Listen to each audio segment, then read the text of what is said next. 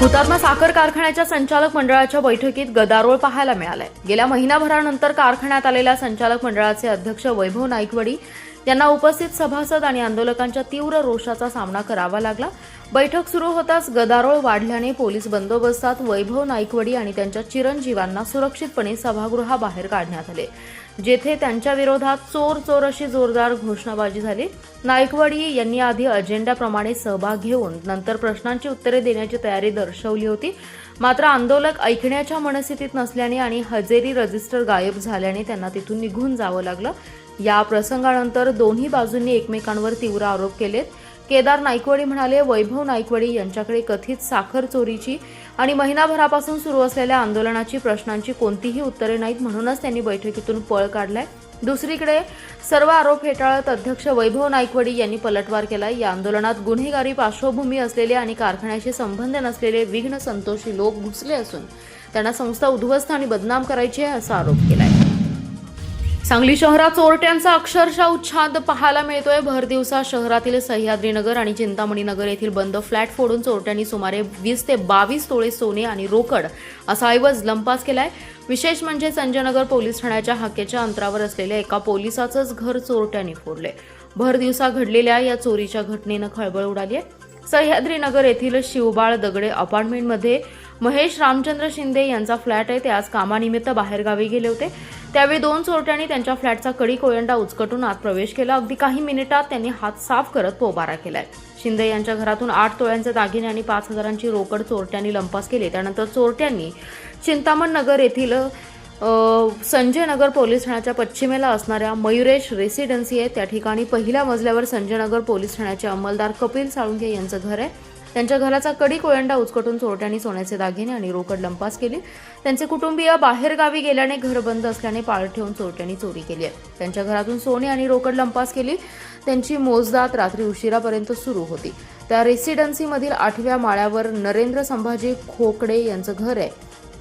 त्यांच्या घराचा कडी कोयंडा उचकाटून घरातील 7 तोळे दागिने आणि 10,000ची रोकड लंपास केली आहे। पोलिसाच्या घरात चोरी झाल्याने खळबळ उडाली। त्यानंतर उपअधीक्षक संदीप भागवत, निरीक्षक सतीश कदम, उपनिरीक्षक ज्योतिराम भोसले, एलसीबीचे कुमार पाटील यांनी भेट दिली आहे। चोरटे सीसीटीव्हीत कैद झाले असून चोरट्यांचा शोध सुरू असल्याचं सांगण्यात आलंय। मान्सूनच्या पार्श्वभूमीवर पाणी साचू नये यासाठी महानगरपालिका प्रशासनाने गतिमान पावले उचलली आहेत। नाले सफाईची निविदा प्रक्रिया पूर्ण होण्यास तांत्रिक कारणांमुळे विलंब लागत असल्याचं गांभीर्य ओळखून महापालिका आयुक्त संचिता महापात्र यांनी महापालिकेच्या स्वतःच्या यंत्रणेमार्फत तातडीने मुख्य नाले स्वच्छ करण्याचे आदेश दिलेत। या आदेशानुसार आरोग्य व स्वच्छता विभागाच्या उपायुक्त स्मृती पाटील यांनी स्वतः प्रत्यक्ष उपस्थित राहून शामराव नगर परिसर आणि कुपवाड येथील चैत्रबन नाला स्वच्छता मोहिमेचं सनियंत्रण सुरू केलंय। आरोग्य विभागाच्या कर्मचाऱ्यांनी आधुनिक यंत्रसामग्रीचा वापर करून नाल्यांमधील साठलेला गाळ आणि कचरा काढून पाण्याचा प्रवाह मोकळा करण्याचं काम युद्धपातळीवर सुरू केलंय। महापालिका क्षेत्रात असणाऱ्या 86 नाल्यांपैकी 40 नाले हे महत्त्वाचे आहेत। त्यामध्ये शामरावनगर, भोबे नाला, चैत्रबन नाला या महत्त्वाच्या नाल्यांची जेसीबीद्वारे स्वच्छता सुरू करण्यात आली आहे। आतापर्यंत महापालिका क्षेत्रातील वेगवेगळ्या नाल्यांमधून 100 टन कचरा काढण्यात आलाय। पुढील 8 दिवसात महत्त्वाचे नाले पूर्णपणे स्वच्छ करण्यात येणार असून यामुळे संभाव्य आपत्तीमध्ये नागरी वस्त्यांमध्ये पाणी न पसरता नाल्यांच्या माध्यमातून ते वाहतं राहील असं नियोजन महापालिकेने केलंय। याचं स्थानिक नागरिकांनी सुद्धा स्वागत केलंय। केंद्र सरकारच्या वतीने राष्ट्रीय जनगणना मोहीम राबवली जात असून त्यामध्ये लिंगायत बांधवांनी धर्म म्हणून लिंगायत अशी नोंद करण्याचं आवाहन बेंगलुरू धर्मपीठाचे परमपूज्य चन्न बसवानंद महास्वामी यांनी शनिवारी सांगलीतील पत्रकार परिषदेत केले। लिंगायत स्वतंत्र धर्म आहे, वैदिक अथवा सनातन धर्माचा भाग नसल्याचंही त्यांनी स्पष्ट केलं। महास्वामी म्हणाले, सध्या घरगणना केली जाते, पुढील टप्प्यात धर्म आणि जातनिहाय गणना होणार आहे। त्याच्या फॉर्ममध्ये लिंगायत धर्म म्हणून स्वतंत्र नोंदणीची सोय नाही।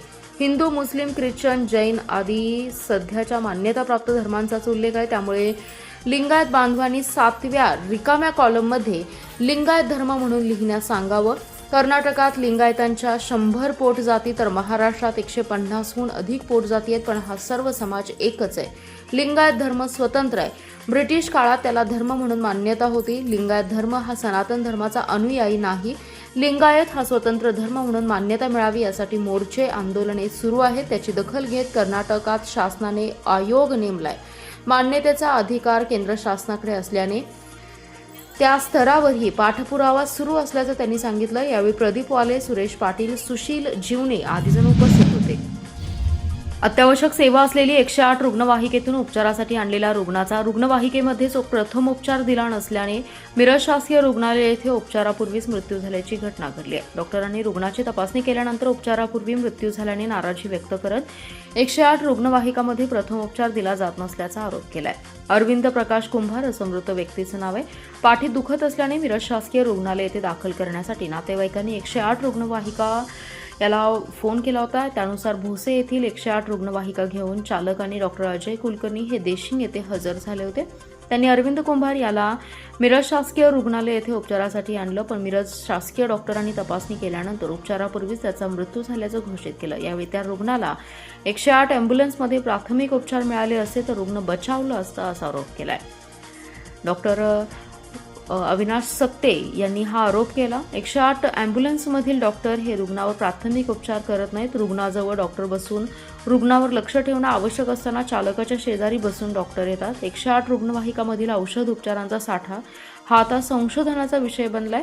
108 रुग्णवाहिकेचे रजिस्टर हे मेंटेन केलं जात नसल्याचा धक्कादायक प्रकार समोर आलाय। खानापूर तालुक्यातील विटा परिसरात जबरी चोरी आणि चैन स्नॅचिंग करणाऱ्या सोलापूर जिल्ह्यातील सराईत चोरट्याला जेरबंद करण्यात पोलिसांना यश आलंय।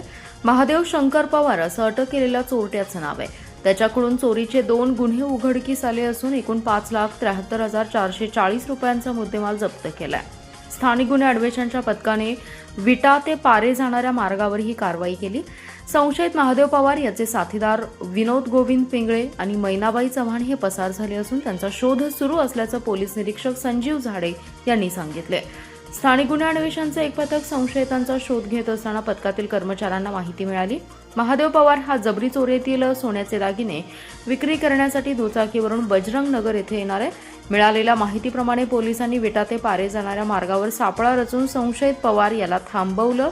त्याची तपासणी केली असता त्याच्याजवळ एक मिनी गंठन आणि सोन्याचं गंठनमधील अर्धवट तुटलेल्या 3 साखळ्या मिळाल्या। त्याच्याकडे कसून चौकशी केली असता त्याने सांगितले की हे मंगळसूत्र महादेव आणि त्याचा साथीदार विनोद पिंगळे यांनी मिळून विट्यात एका महिलेच्या गळ्यातून हिसडा मारून चोरले। यावेळी मकर संक्रांत दिवशी पुन्हा एका महिलेच्या गळ्यातील दागिने हिसडा मारून चोरल्याचं सांगितलं। हे दागिने विनोद पिंगळे याची आत्या मीनाबाई चव्हाणच्या मदतीने विकून महादेव याला 1,50,000 रुपये दिल्याचं सांगितलं। यावेळी त्याच्याकडून 2,88,982 रुपये किमतीचं गंठन, 1,43,458 रुपयांचे अर्धवट तुटलेल्या साखळ्या आणि 1.5 लाखाची एक दुचाकी असा एकूण 5,73,440 रुपयांचा मुद्देमाल जप्त केला आहे। लेंगरे गावात गोळीबाराचा धक्कादायक प्रकार समोर आला असून या प्रकरणाच्या तपासात विटा पोलिसांनी गुन्ह्यात वापरण्यात आलेले गावठी बनावटीचं पिस्टल जप्त केले। तर या प्रकरणी प्रथमेश उर्फ सुंदर्या दगडू खिलारे यास अटक केली आहे। 15 मे रोजी रात्री लेंगरे येथे आबासाहेब आकाराम गुजले यांच्या नवीन घराच्या बांधकाम स्थळी उभ्या असलेल्या ब्रेझा वाहनावर अज्ञात व्यक्तीने गोळीबार केला होता।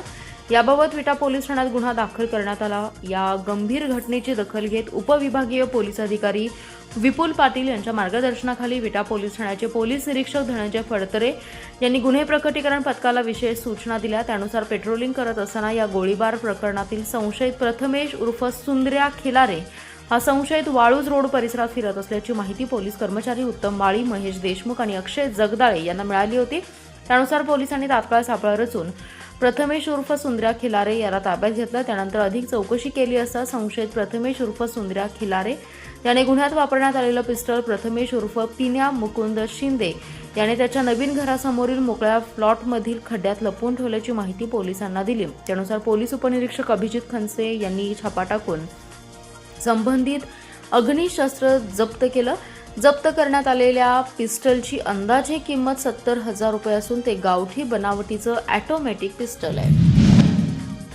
बीडमध्ये शेतकऱ्यांचा भाजीपाला कचऱ्यात फेकल्याच्या घटनेवरून रयत क्रांती संघटनेचे अध्यक्ष आमदार सदाभाऊ खोत यांनी सरकारवर जोरदार हल्लाबोल केलाय। शेतकऱ्यांच्या जीवावरती तुम्ही 2 वेळचं खाता आणि त्यांचाच भाजीपाला कचऱ्यात फेकता, अशांना नोकरीतून काढून भागणार नाही, जेलमध्ये टाका, शेतकऱ्याला संपवायचा एका सरकारला, असा सवाल उपस्थित करत आमदार सदाभाऊ खोत यांनी सरकारवर हल्लाबोल करत घरचा आहेर दिलाय।